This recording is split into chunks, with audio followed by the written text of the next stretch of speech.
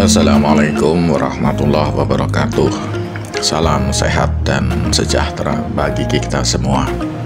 Saat ini berita yang sedang heboh terkait dengan dunia politik atau mungkin dunia hukum adalah terkait dengan pelecehan SARA.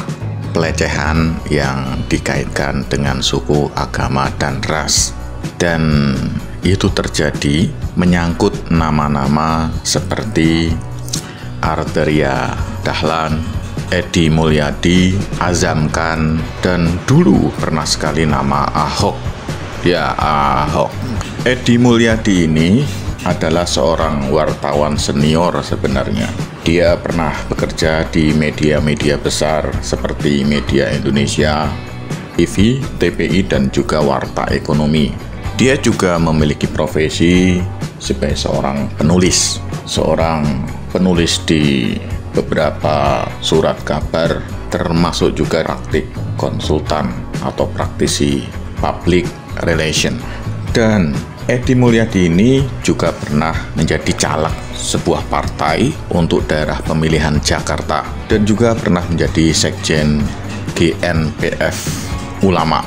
Edi Mulyadi mendapatkan tantangan atau katakanlah kasus setelah berbicara di sebuah media yang menolak ibu kota negara yang rencananya akan dipindah dari Jakarta ke Penajam, Kalimantan.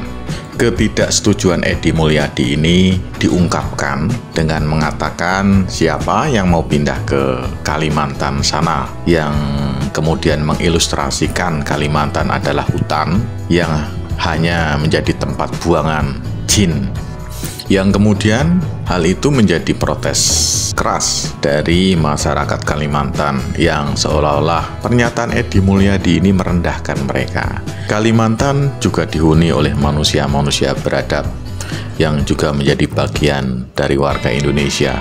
Kalimantan tidak hanya dikenal dengan tarian-tariannya saja, tetapi juga kaya melebihi sekedar tarian. Begitulah yang disampaikan oleh banyak masyarakat Dayak suku asli Kalimantan. Dan ketidakpuasan itu kemudian menjadi protes dan kemudian berubah menjadi ancaman bagi Edi Mulyadi akibat dugaan pelecehan, penghinaan terhadap warga Dayak yang ada di Kalimantan. Dan sampai saat ini itu terus bergulir menjadi berita-berita yang bertajuk cukup menyeramkan, tapi itu adalah buah atau konsekuensi dari apa yang telah dilisankan oleh Edi Mulyadi dengan segala konsekuensinya. Bahkan partai yang pernah menaunginya pun ikut lepas tangan dengan mengatakan satu Edi rusaklah PKS sebelanga. Itu kan urusan politik ya.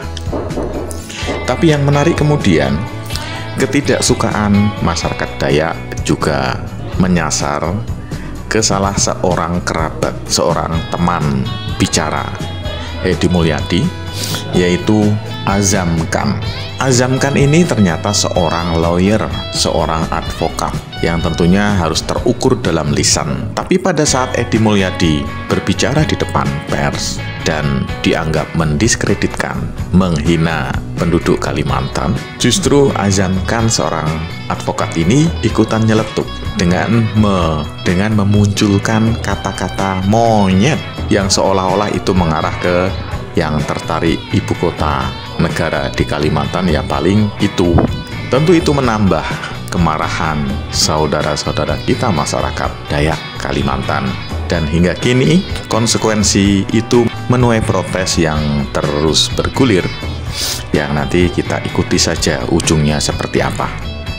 Nama yang lain, Arteria Dahlan, dia mendapat tantangan, mendapat protes juga dengan kasus berbeda, yaitu terkait dengan kritik Arteria Dahlan terhadap penggunaan bahasa Sunda yang dilakukan oleh salah satu pejabat kejaksaan dalam rapat dengar pendapat. Arteria tidak suka penggunaan bahasa Sunda dalam rapat nasional, dan itu diungkapkan sebagai kritik kepada Jaksa Agung, bahkan meminta Jaksa Agung memecat pejabat yang bersangkutan. Apa yang disampaikan oleh Arteria Dahlan membawa ke protes masyarakat Pasundan karena merasa bahasanya terlecehkan.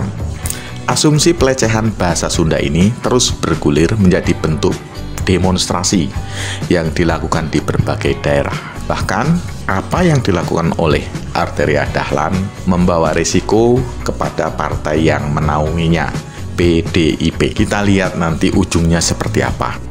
Berita sejenis pernah juga terjadi yang kita kenal semua, yaitu kasus Ahok, di mana saat itu sebagai gubernur, Ahok mengutip salah satu ayat dalam Al-Quran, surat Al-Maidah, yang kemudian itu tidak berkenan bagi lawan politiknya, dan kemudian menjadi gelombang protes yang diarahkan sebagai pelecehan agama Islam oleh sebagian umat Islam, didukung oleh para ulama terkenal.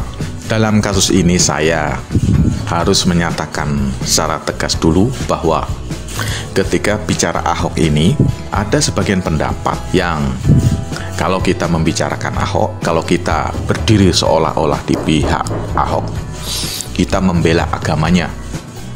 Tidak, yang saya bela dalam hal ini adalah soal prinsip keadilan. Ahok waktu itu diprotes oleh gelombang masyarakat yang tidak setuju dengan tafsir ayat Al-Maidah karena dianggap sebagai pelecehan, yang kemudian berujung pada pembuian atau Ahok masuk penjara 2 tahun.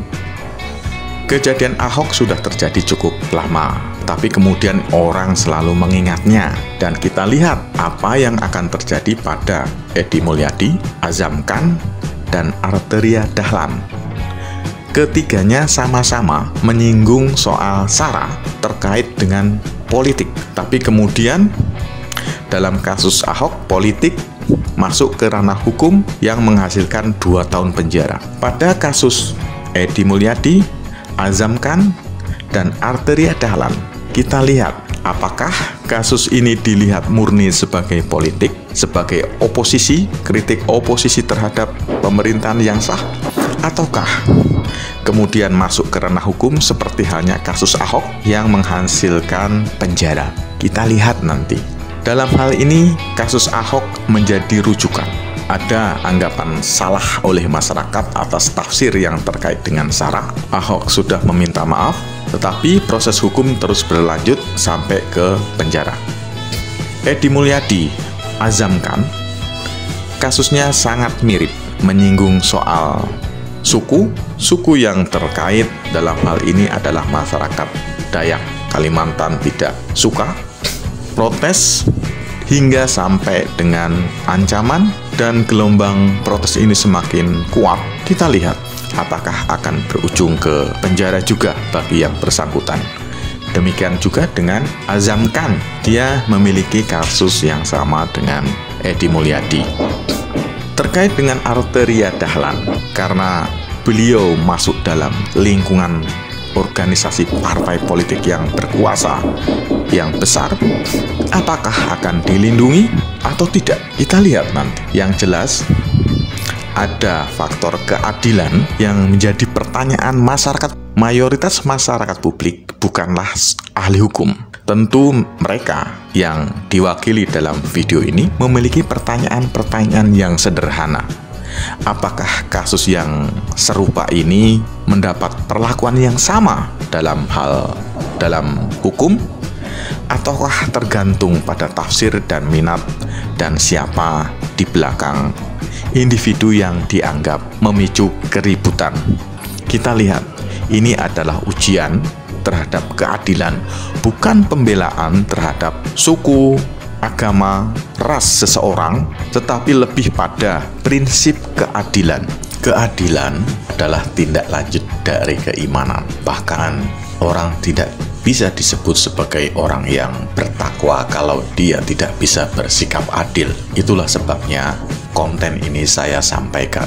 Mari kita tunggu dan kita lihat apa yang terjadi dengan nama-nama Edi Mulyadi, Azam Khan, dan Arteria Dahlan. Kalau Anda setuju dengan konten ini, silakan like. Jika tidak setuju, ada kolom komentar sebagai sanggahan. Terima kasih. Assalamualaikum warahmatullahi wabarakatuh.